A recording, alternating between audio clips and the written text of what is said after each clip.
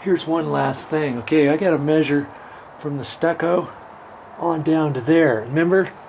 And it's really hard to do that when you're running your tape measure. Let's see if I can't show you this. When you're running your tape measure into a corner, you know, it's hard. It's hard to see exactly what that measurement is. So that's why I say, when you look on your tape measure, and on this one it said +3.5, and I saw it right in here. And some of them are +3. I've seen some of them smaller than that, depending how big your tape measure is. This one happens to be a 30-footer.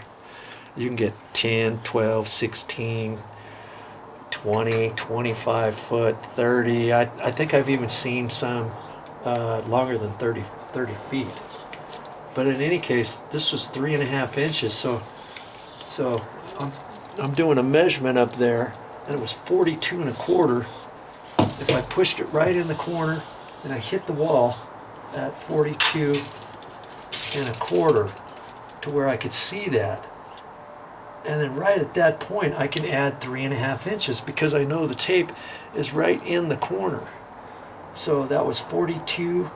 If I look at 42 and add 3.5, 42, 43, 44, 45.5 plus a quarter is 45.75. And I know that is what the measurement is, 45.75, and that will fit between the stucco and the wood. 45.75. I even wrote it down there. 45.75. Okay, so that's how you get inside measurements sometimes, and you can guess too when you put your tape measure in the corner, and you'll get good at starting to read measurements that way too. But there's your tip for the day. You know, I thought I was going to rush through this and get all of this flooring done today, but I'm glad. That was probably the most important hour and a half or so, however long it took me to figure out these angles here and to raise that and to figure this all out, and all my steps, my thought process. That's the most important part of this entire flooring project. Okay, had I not walked through it and figured all that stuff out, I'd be in a world of hurt. Especially, you know, I would have sealed the floor up as best I could, but the water still could have would have obviously come out of the weep holes. I'm going to still make the weep holes and drill holes bigger and make the holes bigger here and lower these holes along the flashing there and do all that kind of stuff. But I still probably would have had issues later on down the road, having too much water going down the stairs. I mean, I'm still going to seal the stairs. Could the water boom, boom, boom go down the stairs? Yeah, it could. But eventually it's going to find its way in down to here, creating some more mold, creating some more mushrooms, creating some more dry rot issues and all that. If I'm not up to checking it all out, recalking, repainting every year instead of every 3 or 4 years, whatever.